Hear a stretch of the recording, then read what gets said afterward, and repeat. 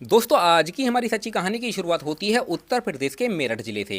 मेरठ जिले के अंतर्गत एक गांव आता है सरसोल गांव और इसी गांव का रहने वाला ऋषिपाल जो कि बेहद ही एक गरीब आदमी होता है। ऋषिपाल ईंट के भट्टे पर काम करके मजदूरी करके अपने परिवार का पालन पोषण किया करता था। इसके परिवार में इसकी पत्नी रीटा देवी होती है और दो बेटियां होती हैं। दोनों बेटी स्कूल जाया करती थी। जी हाँ दोस्तों, ऋषिपाल बीमार रहा करता था और बीमारी की वजह से कभी कभी कई कई दिन की उसकी भट्टे की छुट्टी भी हो जाया करती थी। घर की जो माली स्थिति थी वो काफ़ी ख़राब थी। अब घर की माली स्थिति को देखते हुए जो रीटा देवी होती है वो भी ईंट के भट्टे पर काम करना शुरू कर देती है। दोस्तों उसी ईंट के भट्टे पर एक राजन नाम का मजदूर भी काम किया करता था जिसकी नज़र रीटा देवी के ऊपर काफ़ी पहले से थी, क्योंकि रीटा देवी देखने सुनने में बेहद ही खूबसूरत थी। राजन रीटा देवी की खूबसूरती पर का कायल हो जाता है, उसकी खूबसूरती का वो दीवाना हो जाता है, इसीलिए वो उसके आगे पीछे मंडराना शुरू कर देता है।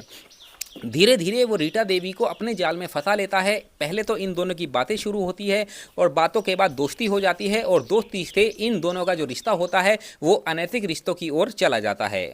जब भी इन दोनों को मौका मिला करता था तो राजन और रीटा देवी एक दूसरे के साथ मौका पाकर अनैतिक रिश्ते बनाया करते थे। ये सिलसिला दोस्तों काफ़ी दिनों तक चलता जाता है, लेकिन जो रीटा देवी होती है दोस्तों, कहानी में मोड़ तब आता है जब रीटा देवी का जो लालच होता है वो बढ़ता जाता है और ख़त्म नहीं होता है। रीटा देवी को एहसास हो जाता है कि जो राजन है वो मुझे वो चीज़ें नहीं दे सकता जो मुझे चाहिए, वो पैसा नहीं दे सकता जो मुझे चाहिए। हालांकि वो खुशी तो मुझे दे रहा है, लेकिन पैसे की भी तो ज़रूरत है और आज के समय में इंसान के पास अगर पैसा नहीं है तो कुछ भी नहीं है। दोस्तों रीटा देवी की नज़र पहले ही ईंट भट्टे के मालिक भूषण सिंह के ऊपर होती है। भूषण सिंह भी दोस्तों रीटा देवी को जब देखता है तो उसकी खूबसूरती का दीवाना हो जाता है। इसीलिए रीटा देवी दोस्तों राजन को छोड़ के भूषण सिंह के आगे पीछे मंडराना शुरू कर देती है।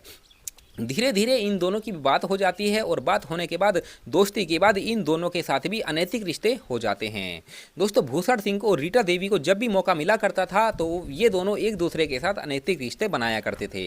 इधर जो ऋषिपाल होता है रीटा देवी का पति, वो अक्सर बीमार रहा करता था और कई कई दिन तक दोस्तों वो घर पर ही रहा करता था। दोस्तों जो रीटा देवी होती है वो मजदूरी करने के बहाने अपने पति से ये कह के जाया करती थी कि वो ईंट भट्टे पर मजदूरी करने जा रही है, लेकिन वो तो ईंट भट्टे के मालिक भूषण सिंह के बेडरूम में जाया करती थी उसके साथ समय बिताने के लिए। दोस्तों ऋषिपाल को ये नहीं पता था कि उसकी पीठ पीछे क्या हो रहा है, लेकिन दोस्तों जब रीटा देवी राजन से किनारा करना शुरू कर देती है तो राजन को भी कुछ शक हो जाता है और वो रीटा देवी का पीछा करना शुरू कर देता है। राजन को एक चौंकाने वाली बात समझ में आती है कि रीटा देवी उसे छोड़कर अमीर लोगों के साथ उसका मिलना जुलना बैठना उठना हो चुका है। दोस्तों राजन गुस्से से भर जाता है और एक दिन मौका पाकर रीटा देवी से वो पूछने लगता है। रीटा देवी भी गुस्से में राजन से कह देती है कि तुम तो गरीब हो, तुम मुझे क्या दे सकते हो। मैं तुम्हारे साथ जब तक थी तब तक थी, लेकिन अब मैं तुम्हें छोड़ रही हूँ और तुम्हें मेरा पीछा करने की कोई ज़रूरत भी नहीं है। और मैं अमीर लोगों से मिलूंगी, क्योंकि जो भूषण सिंह है ईंट भट्टे का मालिक, वो मुझे पैसे भी देता है और साथ ही साथ उसने वादा किया है कि वो मेरी दोनों बेटियों की शादी भी कराएगा।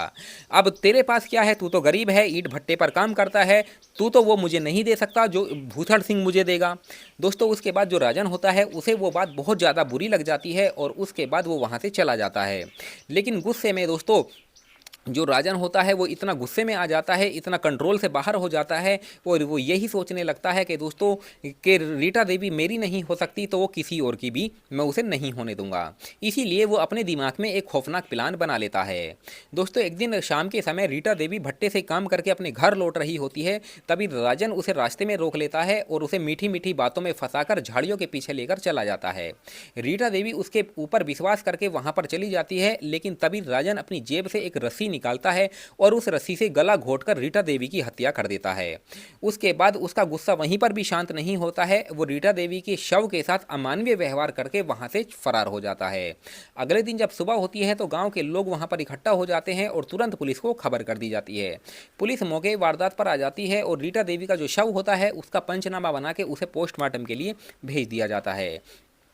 अब पुलिस इस केस की तहकीकात करने लगती है, लेकिन तभी ईंट भट्टे पर काम करने वाला एक मजदूर जो चश्मदीद गवाह के रूप में बन के आया था पुलिस के सामने आता है और बताता है पुलिस को कि रीटा देवी जो थी, रीटा देवी को लास्ट बार राजन के साथ देखा गया है। उसके बाद पुलिस जो होती है राजन को तलाश करने लगती है और 2 घंटे के अंदर अंदर राजन को भी गिरफ्तार कर लिया जाता है। राजन से जब पूछताछ की जाती है तो वो अपना जुर्म कबूल कर लेता है और वो पुलिस को बताता है कि हाँ, मैंने ही रीटा देवी की हत्या की है, क्योंकि वो मुझसे प्यार करती थी, मुझसे मिलती थी और मैं उसे पैसे नहीं दे पाया तो उसने मुझे छोड़ दिया और वो अमीर लोगों से मिलने लगी। इसी का मैंने बदला लिया है और मैंने जो किया है उसका मुझे बिल्कुल भी पछतावा नहीं है। उसके बाद पुलिस इसके ऊपर एक चार्जशीट बना के इसे अदालत में पेश करती है और वहाँ से इसे जेल भेज दिया जाता है। उसके बाद दोस्तों आज के समय में जो राजन है वो अपनी बची हुई ज़िंदगी जेल में गुजार रहा है। अच्छा, रीटा देवी तो इस दुनिया से चली गई थी, लेकिन अपने पीछे वो अपने बीमार पति ऋषिपाल और अपनी दोनों बेटियों को अंधकार में झोंककर चली जाती है। आज के समय में जैसे तैसे करके ऋषिपाल अपनी दोनों बेटियों का गुजर बसर कर रहा है। तो इस कहानी और इस घटनाक्रम को सुनाने का हमारा मकसद आप लोगों को परेशान करना नहीं था, बल्कि आप लोगों को ये जानकारी देना था दोस्तों कि इंसान के अंदर जब लालच आ जाता है और लालच के साथ साथ दोस्तों ईर्ष्या आ जाती है, घमंड आ जाता है, तो उस इंसान का अंत जो होता है वो वाकई दर्दनाक होता है। इसीलिए इंसान के अंदर लालच और गलत फैसलों की वजह से दोस्तों इंसान अपने पूरे परिवार को ही बर्बाद और तबाह कर देता है। बाकी दोस्तों ये कहानी आप लोगों को कैसी लगी और इस कहानी में किसकी गलती थी, आप हमें कमेंट सेक्शन में ज़रूर बताइए। और मेरी आप लोगों से ये भी रिक्वेस्ट है कि अभी तक आपने हमारे यूट्यूब चैनल को सब्सक्राइब नहीं किया है तो हमारे यूट्यूब चैनल को सब्सक्राइब कर लीजिएगा और वीडियो को लाइक कर दीजिएगा। और ये वीडियो अगर आप फेसबुक पर देख रहे हैं तो ज़्यादा से ज़्यादा आप हमारे फेसबुक पेज को फॉलो जरूर कीजिए। चलिए मिलते हैं दोस्तों फिर किसी और वीडियो में, तब तक धन्यवाद।